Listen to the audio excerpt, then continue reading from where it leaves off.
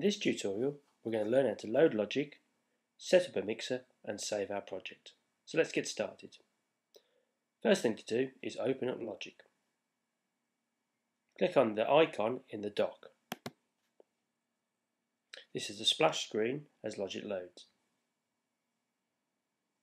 It's now searching through third-party plugins which I have installed.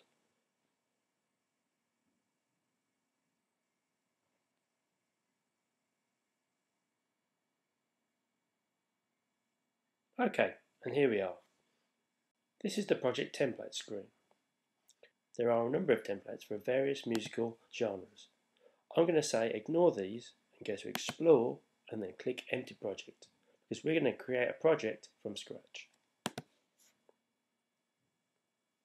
Okay, this is the first screen you'll see in Logic with our new tracks window. There are three different types of track in Logic. 1. Audio. 2. Software instrument. And 3. External MIDI. The audio track is for recording live audio such as guitars, drums, vocals, keyboards. Software instrument tracks are for the built-in instruments within Logic and also third-party instruments.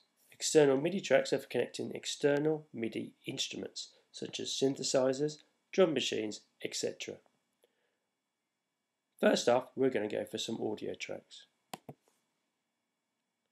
I'm going to choose the number 8, and now we can have a look at the format. We can either have mono, stereo or surround sound. We're going to stick with mono. Then we can choose our inputs and outputs. I've got mine set to input 1 and output set to output 1 and 2. We can also set up input monitoring and record enable on each track. We're going to leave those for now. Also, open library I have unticked. If it is ticked on your screen, please untick it. Okay, let's press create. And there we go. Down the left hand side we have 8 audio tracks. Now let's add some instrument tracks.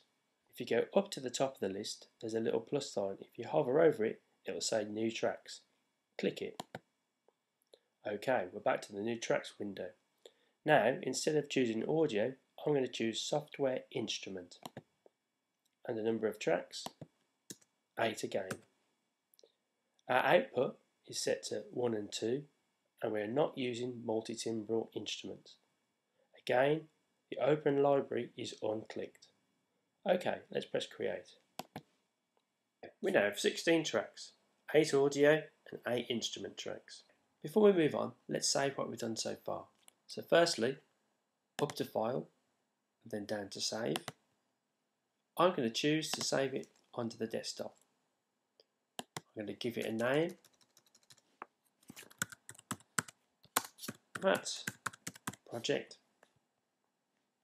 And then I'm going to click Save. You can see now at the top of the Arrange page, where it once said Untitled, it now says Matt's Project.